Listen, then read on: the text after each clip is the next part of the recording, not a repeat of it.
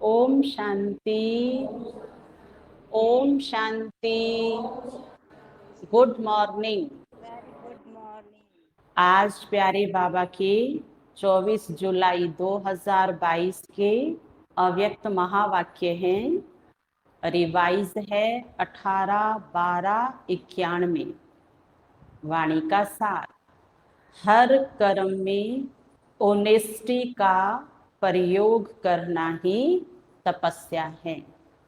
हर कर्म में ओनेस्टी अर्थात ईमानदारी का प्रयोग करना ही तपस्या है। आज बाप दादा चारों ओर के सर्व तपस्वी कुमार और तपस्वी कुमारियों में तपस्या की विशेष निशानी देख रहे हैं। तपस्वी आत्मा की विशेषताएं पहले भी सुनाई है, आज और विशेषता सुना रही हैं।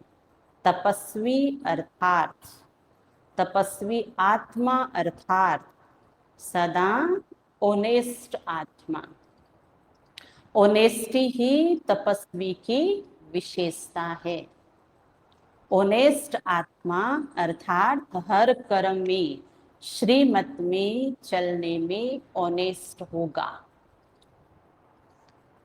ओनेस्ट अर्थात वफादार और ईमानदार। श्रीमत पर चलने के ओनेस्ट अर्थात वफादार। ओनेस्ट आत्मा स्वतः ही हर कदम श्रीमत के इशारे प्रमाण उठाती है।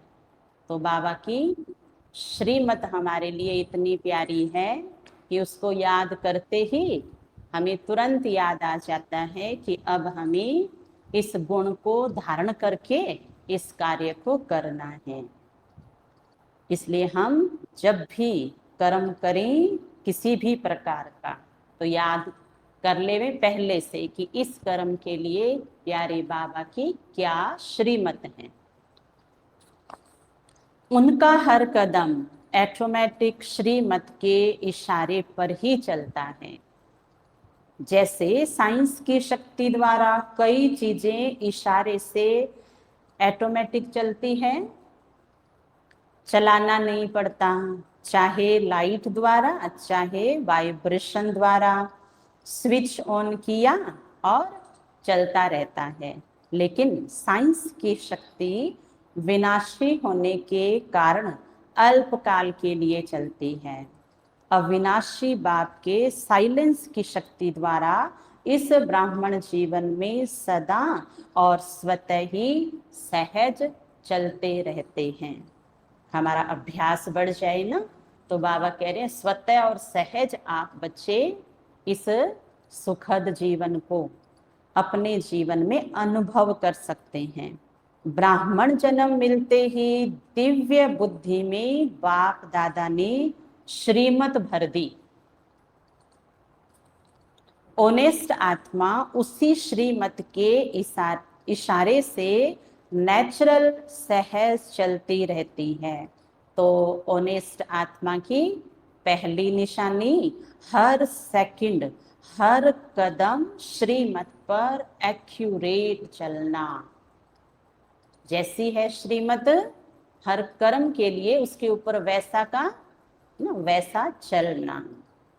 और अगर वैसे चलने में रुकावट है तो पूरा ध्यान देना, क्योंकि रुकावट से पता चलेगा कि हम पूरे ईमानदार हैं।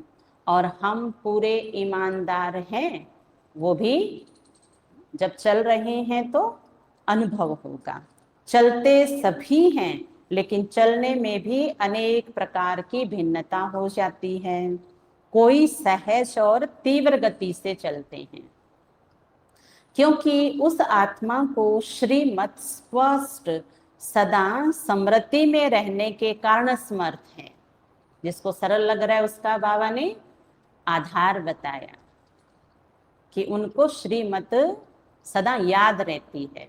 तो श्रीमत कम याद है, पूरी याद नहीं है तो एक्यूरेट नहीं चल पाते। और एक्यूरेट चलने का आधार है श्रीमत याद है, एकदम साफ साफ स्पष्ट याद है। तो यह है नंबर 1 ऑनेस्टी, श्रीमत स्पष्ट सदा स्मृति में रहे, ये है नंबर 1 ऑनेस्टी। अच्छा, नंबर 1 आत्मा को सोचना नहीं पड़ता है कि यह श्रीमत है या नहीं है, यह राइट है या रॉन्ग है, क्योंकि स्पष्ट है। दूसरी आत्मा को स्पष्ट न होने के कारण कई बार सोचना पड़ता है, इसलिए तीव्र गति से मध्यम गति हो जाती है। साथ साथ कोई सोचता है, कोई थकता है।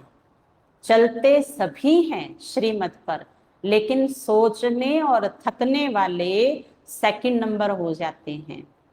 अच्छा, थकते क्यों हैं? चलते चलते श्रीमत के इशारों में मन मत पर मत मिक्स कर देते हैं, इसलिए स्पष्ट और सीधे रास्ते से भटककर टेढ़े बांके रास्ते में चले जाते हैं। रिजल्ट में फिर भी वापस लौटना ही पड़ता है, क्योंकि मंजिल का रास्ता एक ही स्पष्ट और सहज है, और इस रास्ते पर ले जाने वाला बाबा भी एकदम स्पष्ट है। सीधे को टेढ़ा बना देते हैं, तो आप सोचो टेढ़ा चलने वाला कहाँ तक चलेगा, किस स्पीड से चलेगा, और परिणाम क्या होगा? चलते चलते टेढ़ा चलने से थकना और निराश होकर लौटना। इसलिए सेकंड नंबर हो जाता है। अनेक सेकंड गवाया, अनेक श्वास गवाया, सर्व शक्तियां गवाया, इसलिए सेकंड नंबर हो गया। सिर्फ इसमें नहीं खुश हो जाना कि हम तो चल रहे हैं, लेकिन अपनी चाल और गति दोनों को चेक करो। तो समझा ऑनेस्टी किसको कहा जाता है? अच्छा, ऑनेस्ट आत्मा की और भी निशानी है, वह कभी किसी भी खजाने को वेस्ट नहीं करेगा। सिर्फ स्थूल धन, रुपया पैसा, इस खजाने की बात नहीं है, इसको वेस्ट नहीं करेगा, लेकिन और भी अनेक खजाने आपको मिले हैं। ऑनेस्ट संगम युग के समय के खजाने को एक सेकंड भी वेस्ट नहीं करेगा।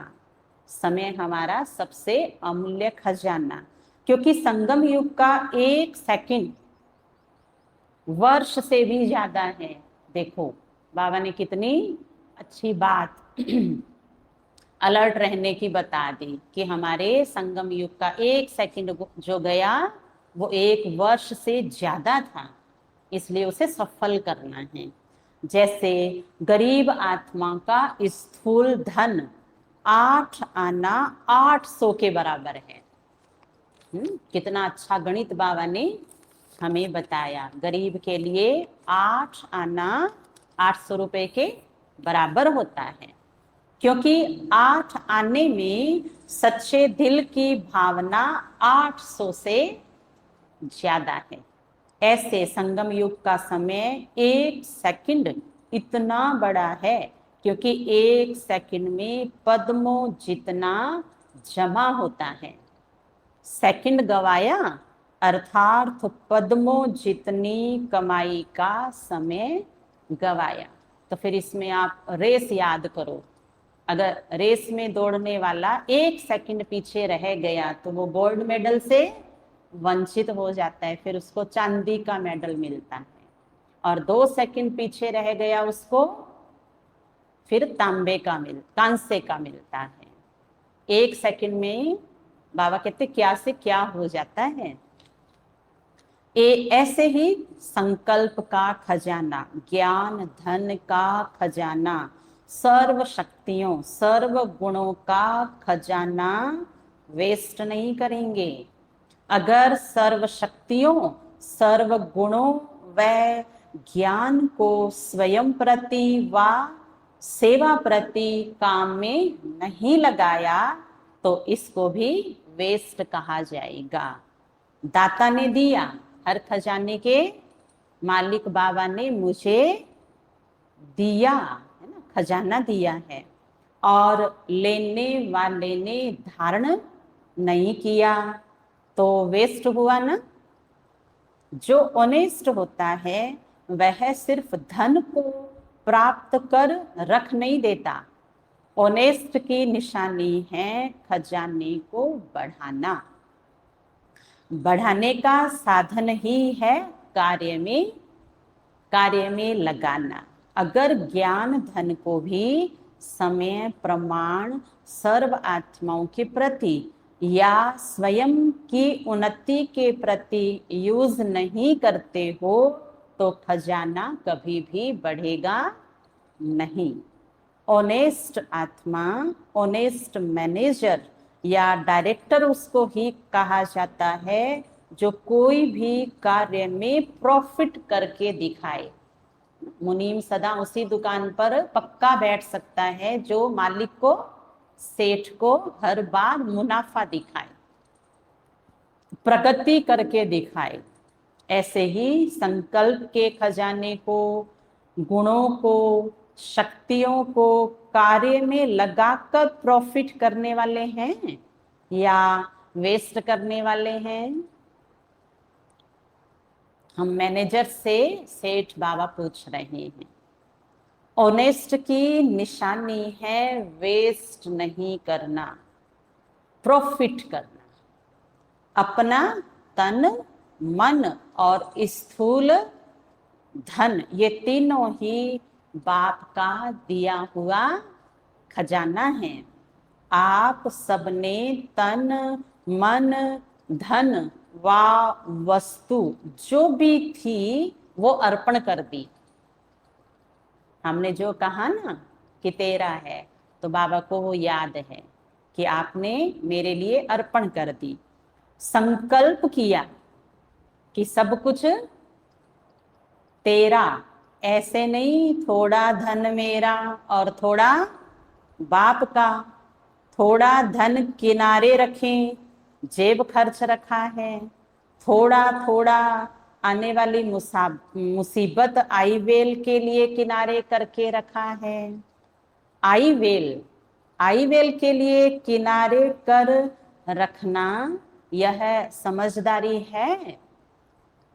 जितना ही मेरा होगा उतना ही जहां मेरा मेरा होता वहां बहुत बातें हेरा फेरी होती है, क्योंकि उसको छिपाना पड़ता है ना।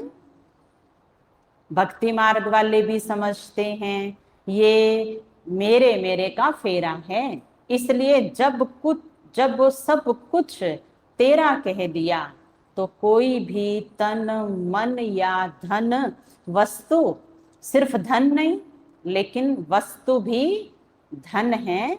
वस्तु बनती किससे है? धन से ही बनती है ना। तो कोई भी वस्तु, कोई भी स्थूल धन, कोई भी मन से संकल्प और तन से व्यर्थ कर्म करना या व्यर्थ समय गंवाना तन द्वारा, यह भी वेस्ट में गिना जाएगा। तो बाबा ने कितना सुंदर जमा और खाता, इन्वेस्ट और वेस्ट समझा दिया ना बाबा ने। कितनी महत्वपूर्ण ये जानकारी है जो किसी भी व्यक्ति के प्रगति का आधार बन जाती है। तो ऑनेस्ट तन को भी व्यर्थ के तरफ नहीं लगाते, संकल्प को भी वेस्ट नहीं लगाते। जहां भी रहते हो, चाहे प्रवृत्ति वाले हैं, चाहे सेंटर वाले हैं, चाहे मधुबन वाले हैं, सबका तन, मन, धन बाप का है। वह प्रवृत्ति वाले, ग्रस्त में रहने वाले समझते हैं कि हम तो सेंटर मधुबन में समर्पित नहीं है तो मेरा ही है। नहीं, यह तो बाप की अमानत है, तो ऑनेस्टी अर्थात अमानत में कभी भी खयानत नहीं करें। वेस्ट करना अर्थात अमानत में खयानत करना। ऑनेस्ट की निशानी वह अमानत में कभी भी खयानत कर नहीं सकता। छोटी सी वस्तु को भी वेस्ट नहीं करेगा। धन तो दूर की बात, बाबा कहते छोटी छोटी चीज वस्तुएं भी ईमानदार आत्मा वेस्ट नहीं करेगी। कई बार वेस्ट का कारण है अपने बुद्धि के अलबेलेपन के कारण व शरीर द्वारा कार्य में अलबेलेपन के कारण छोटी छोटी वस्तु वेस्ट भी हो जाती है। ध्यान नहीं देना और वेस्ट हो जाना। फिर ये सोचते हैं कि मैंने ये जानबूझ करके नहीं किया लेकिन हो गया, अर्थात अलबेलापन हो गया, अर्थात अलबेलापन। चाहे बुद्धि का हो चाहे शरीर के मेहनत का अलबेलापन हो, दोनों प्रकार का अलबेलापन वेस्ट कर देता है। तो वेस्ट नहीं करना है, 1 से 10 गुणा बढ़ाना है, न कि वेस्ट करना है। जिसको बाप दादा सदा एक स्लोगन में कहते हैं, कम खर्चा बाला नशीन। कम खर्चा बाला नशीन, ये है बढ़ाना और वो है गंवाना। ऑनेस्ट अर्थात तन मन और धन को सदा सफल करने वाला, यह है ऑनेस्ट आत्मा की निशानी। तो तपस्वी अर्थात यह सब ऑनेस्टी की विशेषताएं हर कर्म में प्रयोग में आवे। ऐसे नहीं कि समाया हुआ तो सब है, जानते भी सब हैं, लेकिन नहीं। तपस्या योग का अर्थ ही है प्रयोग में लाना। योग, प्रयोग और प्रगति, ये 3 शब्द हैं। अगर इन विशेषताओं को प्रयोग में नहीं लाते तो प्रयोगी नहीं तो योगी भी नहीं। यह सब खजाने बाप दादा ने प्रयोग करने के लिए दिए हैं और जितना प्रयोगी बनेंगे तो प्रयोगी की निशानी है प्रगति। अगर प्रगति नहीं होती है तो प्रयोगी नहीं है। कई आत्माएं ऐसे अपने अंदर समझती भी है कि ना तो आगे बढ़ रहे हैं ना पीछे हट रहे हैं, जैसे हैं वैसे ही हैं। और कई ऐसे भी कहते हैं कि शुरू शुरू में जब ज्ञान में चले थे तो हम बहुत अच्छे थे, हमें बहुत नशा था, अभी नशा कम हो गया है। तो प्रगति हुई या क्या हुआ? उड़ती कला हुई या ठहरती कला हुई? तो प्रयोगी बनो। ऑनेस्टी का अर्थ ही है प्रगति करने वाला प्रयोगी।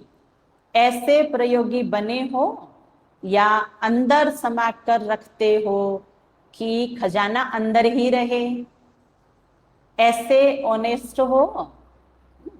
अंदर खजाना रखना, इसको बाबा ने ऑनेस्टी कहा है वैसे तो, पर बढ़ाना। जो ऑनेस्ट होता है उसके ऊपर बाप का, परिवार का, स्वतः ही दिल का प्यार और विश्वास होता है। विश्वास के कारण फुल अधिकार उसको दे देते हैं। ऑनेस्ट आत्मा को स्वतः ही बाप का व परिवार का प्यार अनुभव होगा। ईमानदार आत्मा जो अंदर से बाहर फैलाती है, ऐसी आत्मा को बाबा ने कहा वो सबको अच्छी लगेगी, बाबा को अच्छी लगेगी। बड़ों का चाहे छोटों का चाहे सम्मान वालों का विश्वास पात्र अनुभव होगा। अच्छा, ऐसे प्यार के पात्र व विश्वास के पात्र कहाँ तक बने हैं? ये भी चेक करो। ऐसे चलाओ नहीं कि इसके कारण मेरे में विश्वास नहीं है, तो मैं विश्वास पात्र कैसे बनूं? अपने को पात्र बनाओ।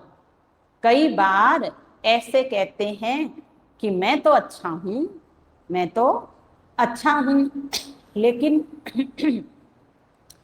लेकिन मेरे में विश्वास नहीं है। फिर उसके कारण लंबे चौड़ी बातें सुनाते हैं। वह तो अनेक कारण बताते भी हैं और कई कारण बनते भी हैं, लेकिन ऑनेस्ट दिल की, दिमाग की भी ऑनेस्टी चाहिए। नहीं तो दिमाग से नीचे ऊपर बहुत करते हैं, तो दिल की भी ऑनेस्टी, दिमाग की भी ऑनेस्टी।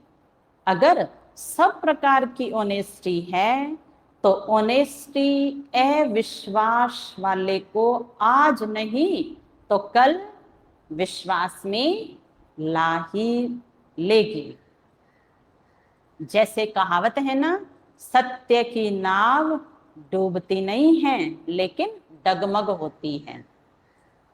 तो विश्वास की नाव सत्यता है, ऑनेस्टी है तो डगमग होगी, लेकिन अविश्वास पात्र बनना अर्थात डूबेगी नहीं। इसलिए सत्यता की हिम्मत से विश्वास पात्र बन सकते हो। पहले सुनाया था ना, पहले पिछली मुरली में बाबा ने सुनाया था ना कि सत्य को सिद्ध नहीं किया जाता है, सत्य तो स्वयं में ही सिद्ध है। सिद्ध नहीं करो लेकिन सिद्धि स्वरूप बन जाओ। तो समय के गति के प्रमाण अभी तपस्या के कदम को सहज और तीव्र गति से आगे बढ़ाओ। समझा? तपस्या वर्ष में क्या करना है? अभी भी कुछ समय तो पड़ा है। इन सब विधियों को स्वयं में धारण कर सिद्धि स्वरूप बनो। अच्छा, अब बाबा दादी जी से मिले हैं, प्रकाशमणि दादी जी से। बाप की सृष्टि में आप हैं और दृष्टि में भी आप हैं, है ना? अपनी सखी प्रकाशमणि दादी जी की सखी जनक को याद प्यार भेजो। जानकी दादी को विदेश में याद प्यार भेजो अपनी सखी को। यही कहना कि शरीर और सेवा दोनों को संभालने का बैलेंस रखे। शरीर और सेवा दोनों को संभालने का बैलेंस रखे, अटेंशन रखना, क्योंकि आगे भी समय नाजुक आएगा। 91 के बाद की बात है, आगे समय नाजुक आया, शरीर नाजुक होते जाएंगे और सेवा अधिक होती जाएगी। अभी शरीर से बहुत काम लेना है। अच्छा, ओम शांति। हम बच्चों को आज प्यारे बाबा ने सुंदर याद प्यार दिया। सर्व ऑनेस्ट आत्माओं को सदा सर्व खजानों को कार्य में लाते आगे बढ़ाने वाली आत्माओं को, सदा तन मन धन को यथार्थ विधि से कार्य में लगाने वाली आत्माओं को, सदा अपने को विश्वास और प्यार के पात्र बनाने वाली आत्माओं को, सदा वेस्ट को बेस्ट में परिवर्तन करने वाली श्रेष्ठ आत्माओं को, देश विदेश में दूर बैठे हुए भी समीप सन्मुख बैठी हुई आत्माओं को बाप दादा का याद प्यार और नमस्ते। हम रूहानी बच्चों की रूहानी बाप दादा को याद प्यार, गुड मॉर्निंग, नमस्ते नमस्ते नमस्ते। मेरे बाबा, मीठे बाबा, प्यारे बाबा, शुक्रिया, बहुत बहुत शुक्रिया। वरदान है आज का, मेरे को समाप्त कर, पुरानी दुनिया से मरने वाले निर्भय व ट्रस्टी भव।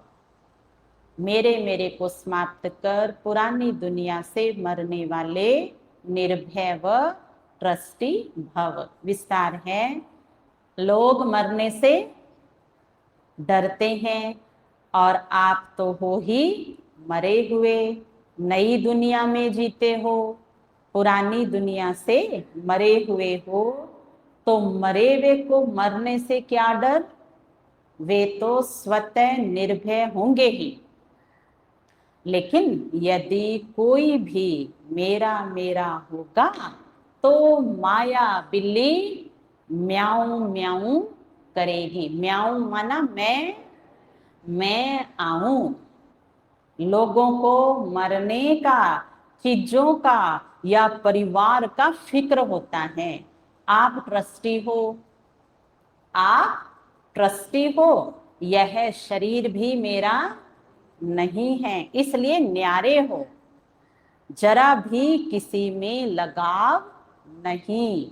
स्लोगन है, अपने दिल को ऐसा विशाल बनाओ जो स्वप्न में भी हद के संस्कार इमर्ज ना हो।